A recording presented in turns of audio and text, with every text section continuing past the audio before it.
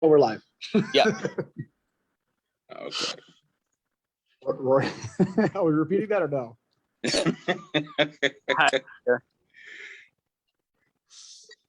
Guys? Two of my old teammates were able to make it to the party last night, and I haven't seen them in like 3 years. Nice. And it was, I miss those guys a lot. Since we're now live, what's the party? Not that everybody's invited, but. No, it's right. Many years ago, once upon a time, we realized that too many of our friends had birthdays in August. So rather than go to one party every weekend and half of them, we decided to have one big August baby's birthday bash, the ABBB, a year. And we have the most properties, so we host it. And it's 3 days of old friends telling stories, alcohol and meat. Malcolm's had the privilege of attending. I never have. Yeah, I have, and it is very cool. Details redacted. You want to go to it? We had buffalo and elk last night as two things to add for the people that hadn't had them before. This is my jealous face. And I finally found the right skewers to make Iraqi style kebabs, to make gosh kebabs. And so made those last night for the first time myself. And what about those famous milkshakes I keep hearing about? We got around. There's still enough COVID residue and people getting worried that we bought enough food and booze for like 30 heavy eaters and heavy drinkers. And we had about 11, 12 not heavy show up. So I'm going to be set for booze for the rest of the year. Jay says she has to come in the future. She's an August baby too. God. So she would get the presents. Yeah, there's a whole procedure around the presents. Yeah. But one of the things, quiet as it's kept, is Rory can kind of cook. Like I gotta admit, I was surprised. The number of fighters I know who love to cook is insane. The percentage. Yeah, Paul's a great cook. I haven't had Malcolm's cooking. But my wife says that it's both creative and caretaking. So it fits the same thing of the people that are writing. I'd like to add a clarification. I like to cook. I am a great cook is entirely different and a separate statement that I do not agree with, but either way. Yeah.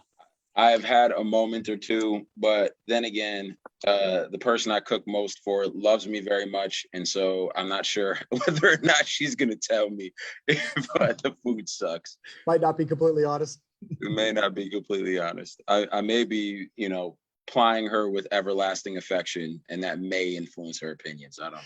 Maybe, but.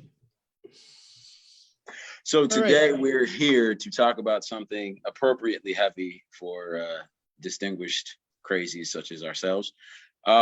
We're asking a question. When do you know that you are mature enough to teach? The question was Rory's idea. Do you want to walk that out a little bit more? Yeah, I do. I encourage people to teach. It's one of those, because teaching is one of the ways you get to know things better. You get to understand them.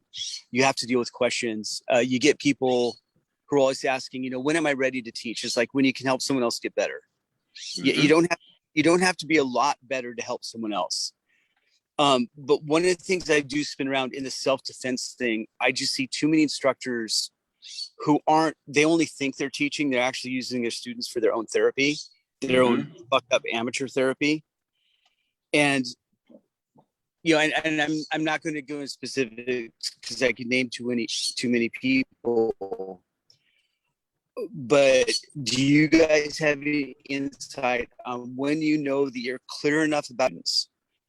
And this is, take a thing. Everyone should be teaching. You should be helping people all the time. But when you step that role, not as a peer reviewer, not as someone who's helping, but because there's a base level teacher level, and is that you are the teacher. In Japanese, you are the sensei, not a senpai anymore.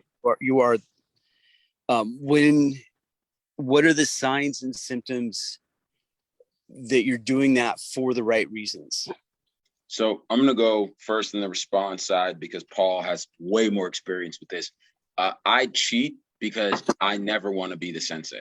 I always want to be the senpai, to use the Japanese terminology. But for me, I think of it as a journey, and I might be a little further along in these ways, or I might have this equipment on this journey that you don't necessarily have just yet. And I might be able to show you how to cobble it together, or I might be able to lend you an extra one or what have you. But I never want to be the capital T teacher, because that to me heads too far into some territories I'm less comfortable in. And then additionally, a lot of the time when I have moments where I might technically be the teacher of record, if I think about it too hard, I'll feel ridiculous, because me telling people with kids about risk management feels dumb to me. Because I'm like, you essentially have taken your heart out of your body, cobbled it together into another person or another series of people, and now it walks around and makes its own decisions, and you have to deal with all of those decisions, but you can't make them for them. Me telling you about how you should consider risk feels absurd, because I haven't had that experience yet. And so I try to stay in the senpai lane, even if it's somebody who's completely new and has very, very little understanding of the specific things we're talking about, because I think the toxicity comes in when the identity becomes more important than what you're doing. So I might be doing sensei work, but in my mind, I haven't become the sensei. Okay, so it's my question, so I'm going to referee it. Sure. So what I picked up from that is wanting to be a teacher is a red flag. And I see this in wanting to teach is different than wanting to be a teacher. Wanting to write is different than wanting to be a writer. And okay, so I'll take that as a red flag. If you want it, the title, let's see, you had 3 points in there. If you feel compelled to go out of your lane to start talking about things you don't know because you're in the role of the teacher, that's a red flag. And there was a third point in there near the end that tied into that one. If it doesn't sound a little ridiculous to you to be in charge, then you're probably doing it for the wrong reasons. That 3 fair takes?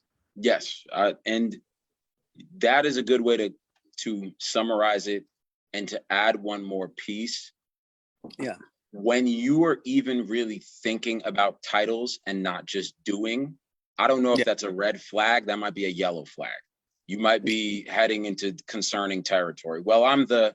Well, no, because I do get the sometimes it's a compulsion. It's one of those, when I am wearing a uniform, it's a constant reminder that I have to behave in a certain way. Yeah. Yeah. So it can be a guideline as well. It's like, shit, I'm the teacher today. I have to fucking, oh my God. Yeah. And I think it really depends on how you perceive the titles in general. A title should confer responsibility that is tied to power, not power that has responsibility as a core, as sort of just an add-on. Because the responsibility is more important than the power, you could argue, because you always had the power anyway. You could stand up in front of the room, no matter who was the teacher, and functionally be the teacher. The power is not hard. It's the responsibility part. But anyway, I didn't want to cut off Paul's response. Go ahead. I'm going to feed that one back. So no, it's not. I'm trying to distill the point. I think this is something that we can make a checklist or an article about later. We can write this down so you can look at it.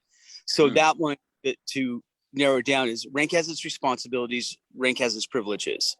When your mindset is on the privileges of the rank instead of the responsibilities, you're a shitty teacher, or you aren't in a mature enough place to teach. Yeah. Okay. All right, Paul. Okay. Paul's taking that. I have 5-6 notes. Okay.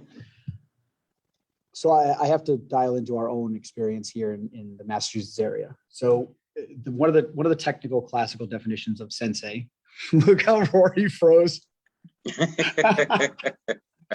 One of the technical classical definitions of sensei is very, very, very simply one who came before. So not special, not unique, doesn't float on air, just walk the path a little bit longer. And we have an obligatory idea here that if I know more than you, one of my jobs is to help you catch up or help you move forward. It's not from a position of power or anything else other than I just have done it longer, so I know more. So I need to help you improve upon your journey, whatever you can get all into the martial aphorisms if you want there. Conversation that Rory and I have had many times. XO, not CO, right, Rory?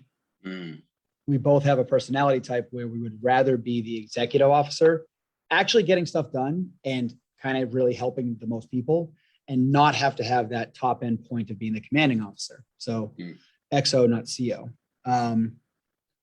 There's a thing that we do here locally, my instructor put in place. If you're going to run your own thing, you really should be a 2nd degree black belt, not a 1st degree black belt. So we have an instructor level course that has nothing to do with the martial arts. It's how to teach, kind of like the IDS in Chiron here.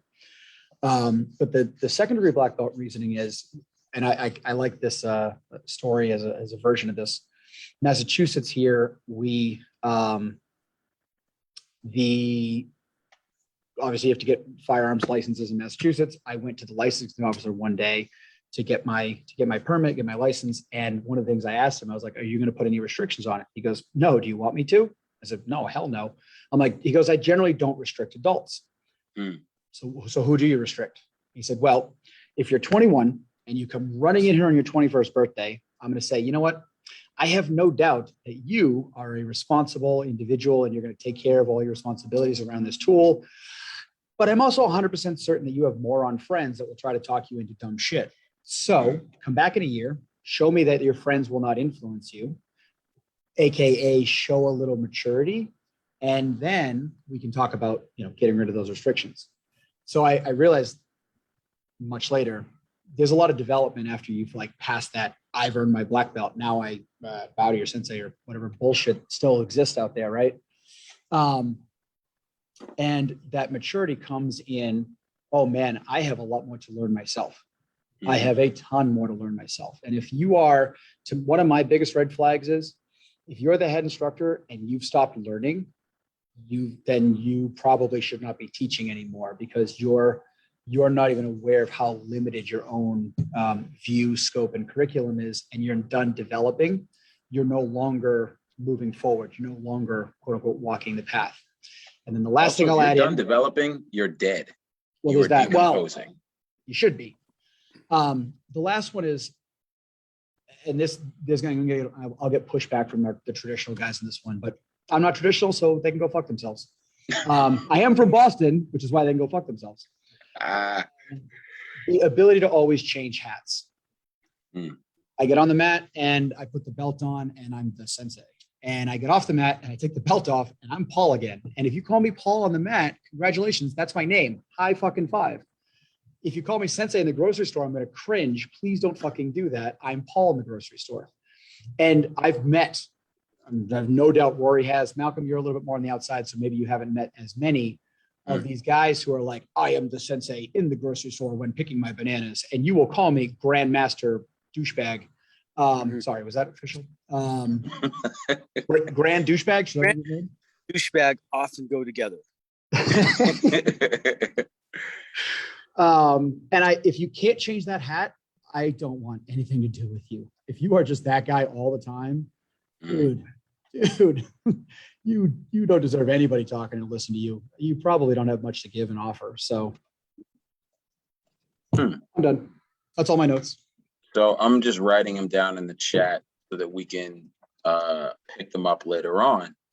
It sounds like we've got a bunch of red flags and a bunch of green flags and maybe a yellow flag or two. Did anybody write any of theirs in the comments on the Facebook side? Let's see. Keith Webb, to wax biblical, to whom much is given, much is expected.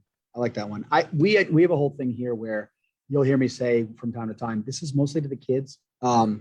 You're a green belt, act like it. Like there should be a certain modicum of ability to control yourself and help others. I do this with my adults. I do this with the kids. If you're a green belt, your job is also sometimes to go help the white belts or the yellow belts, because bring them up, make them better.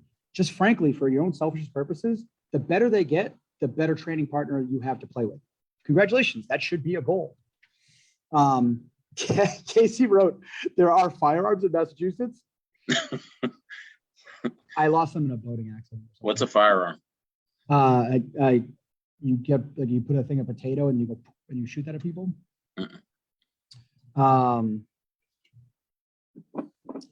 I've been Keith Webb, traditional karateka. Totally agrees with you. I've been Mr. Webb for 28 years as a classroom instructor or classroom teacher.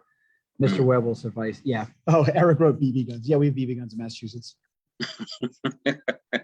actually, they're hard to get too. Super soaker, baby. It's 6:02. We do have to switch over to the people in the waiting room. All right. So very much for everybody watching on Facebook now and YouTube later. Thank you guys so much for joining us.